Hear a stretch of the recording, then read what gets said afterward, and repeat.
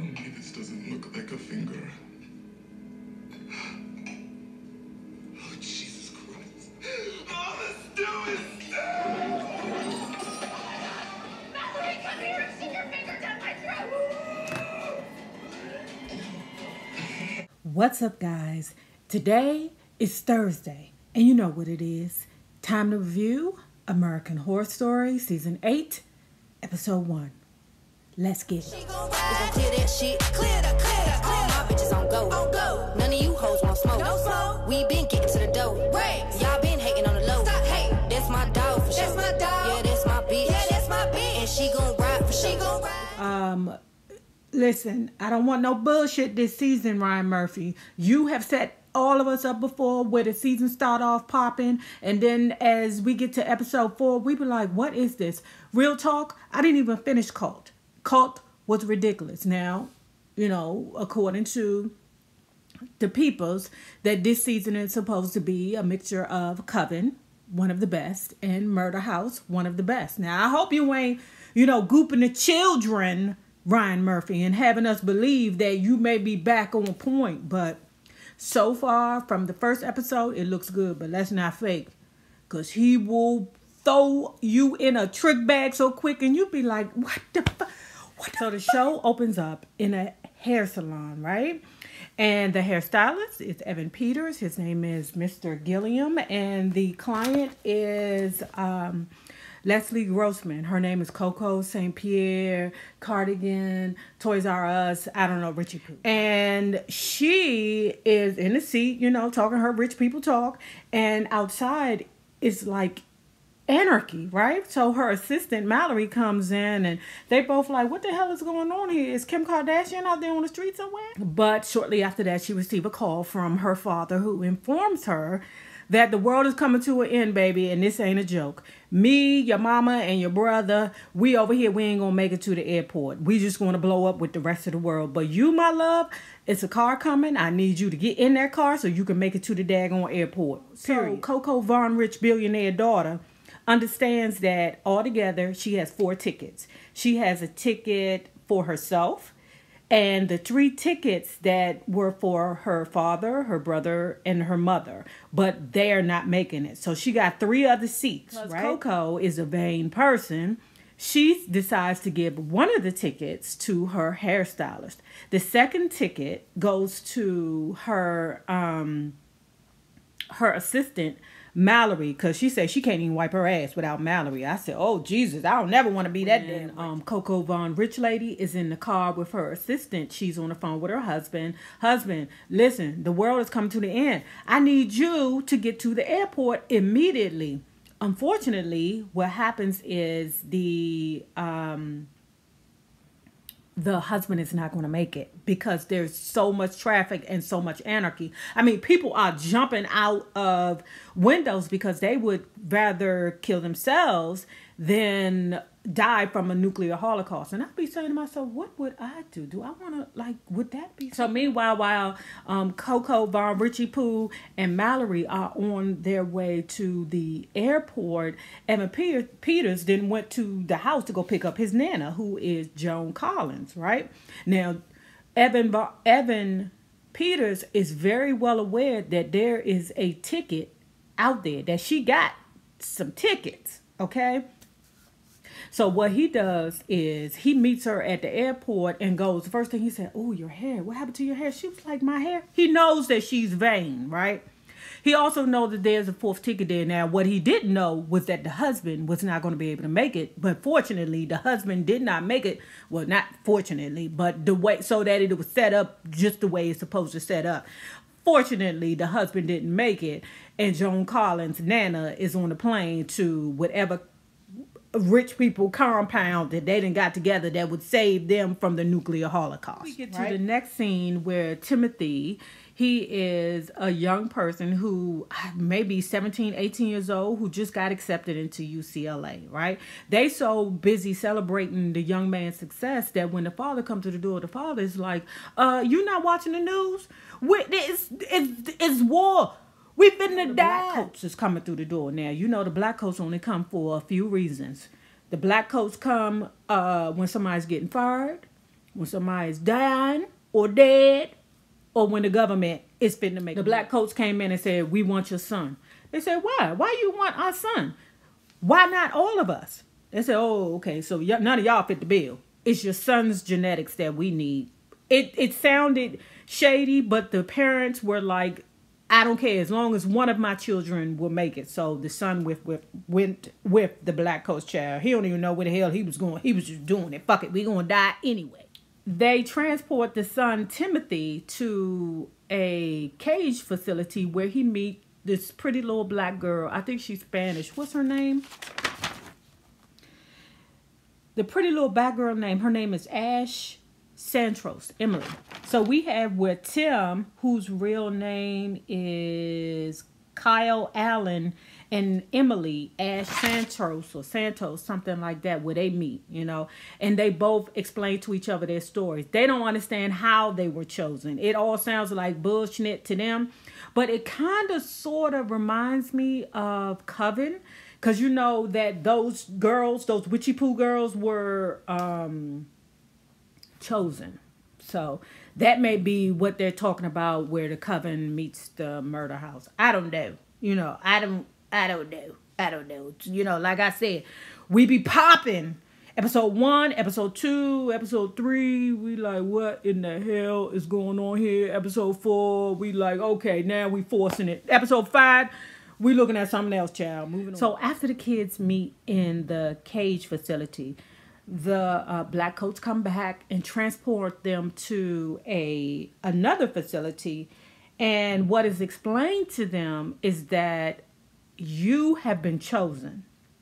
The other people there to where we're transporting you to have paid $100 million a piece to be transported to this facility. They get to the fallout shelter. Okay, and the team greets the two young people where they are, I guess, radiation checked or something like that, where they got that little tick, tick, tick machine running over them and spraying them with all kinds of stuff. Decontamination. That's what they going through, decontamination. So anyway, this is where Sarah Paulson breaks down to the young people. Listen, this is basically the purples and the grays, the haves and the have-nots. And you need to be lucky because you ain't rich. You were chosen. You were chosen to be a purple. They're like purples. Purples are chosen and they are rich, worthy, elitists. Okay? Now the grays, you know, they need to be grateful that they was chosen too because they have been chosen to serve position. She is the strong right arm of that particular fallout shelter, and she is hired by the co-op, the rich and powerful, to make sure that that particular fallout shelter runs effortlessly. Okay? So Sarah Paulson also breaks down the rules to them and tell them, don't you ever leave this motherfucker. It will not be any finger popping and monkey slapping in here. And when I think about it, it shouldn't be because, I mean, it would be babies everywhere. But then, I mean, if you're going to populate the new world, you would want it to be babies everywhere. But I don't know. Maybe because they don't have enough food. I don't know. Anyway, we get to dinner where the two young people meet Joan Collins, the gay couple, Stu and Andre, Coco Von Richie Poo, Mallory, who is a gray. Everybody else is a purple. And then Dinah Stevens. That's the black lady who's always there. Like she was in, you know her. The black lady that's always there. That's not Angela Bassett. Wondering, is Angela Bassett coming back? I think she's coming back. Now she's doing a show with, for Ryan Murphy, 911, I'm sure. He probably so sick of American Horror Story. And I would do exactly what he's doing. I would get somebody else to come in and help me. So then that way you can come up with new, bright ideas and just supervise it because he's doing something else. Another show on Fox, I think, called 911. And when I tell you Angela Bassett is looking so sexy as that woman cop, I say, oh, yes. Dinner, and they looking at these vitamin cubes like, what in the world is going on? Coco snaps. Coco like, wait a minute now, you know. She snaps, but that hair on fleek, you know. That hair's on fleek. Evan Peters is, if he ain't doing nothing else, he's making sure that hair's on fleek. But she snaps and she's like, basically, wait a minute. I done paid $100 million. And now all we eating is vitamin cubes. I'm sick of this bullshit. Y'all, Sarah Paulson come up and smack her in the face and be like, be grateful, bitch. Where we meet Kathy Bates. And we realize that Sarah Paulson is the captain and Kathy Bates is the co-captain, okay?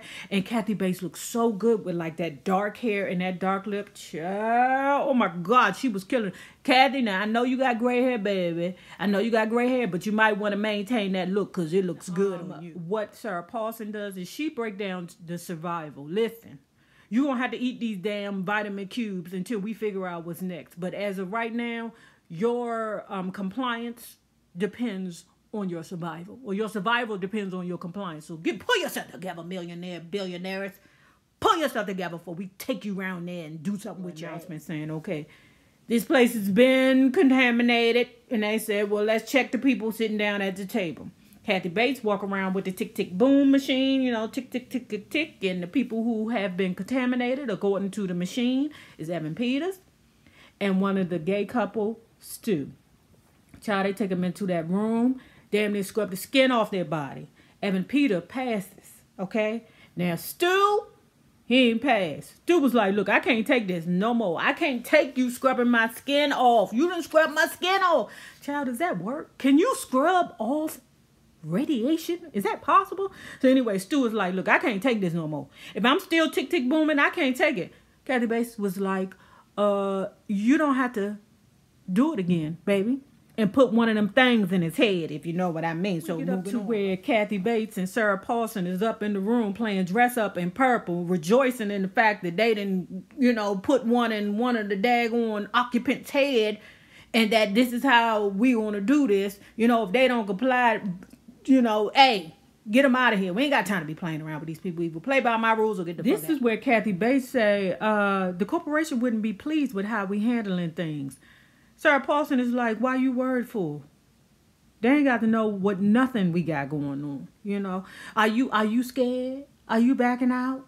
You don't want to be my friend no more? Was like, no, I got killing in my blood. I can do this. I can do this. She like, so then we get back to the table with Stu. It's Stu. Child, they munching and crunching. They just happy to be able to eat something other than a damn vitamin cube, right? I mean, they is fucking it up. Until Stu's boyfriend pull a finger bone out and say, Stu is everybody's tripping out. Everybody's like, ah. And then it takes the voice of reason, Dinah, to say, listen, Stu was contaminated. Their job is to keep us alive. Why would they feed us contaminated stew? I mean, it was stew because it was a goddamn lie. Stew wasn't contaminated at all. They were just playing games. Music changes because they've been playing the same song for 2 weeks. And then now it's 18 months later. I said, oh, shit, we in the future, child. 18 months later. Now, the two kids, Emily and Kyle, I think it's Tim, they kissing, child. They bored. You know, when you bored and you ain't got nothing to do with your life, I mean, you want to kiss. Now, they said that's all they doing, but eventually they gonna start hunting. So then a visitor comes, and the visitor is from the co-op. And the visitor, Mr. Langdon, has said to Sarah Paulson and Kathy Bates, I'm here. I realize that you all are you all are running short on supplies. There's another place down yonder, and I'm here to choose whoever I want to choose to take with me. There's an abundance of supplies there, and I'm going to choose who I want to choose. And I'm saying to myself, oh, you can't contend with Sarah Paulson. She want to stay in power. And if she moved to your place, that means you'll be in power. No. So I'm going to figure out how they going to kill his ass. Anyway, guys, remember this. The same people you meet on the way up will always be the same people you meet on the way down. Naysayers, my patron love. Have a good one.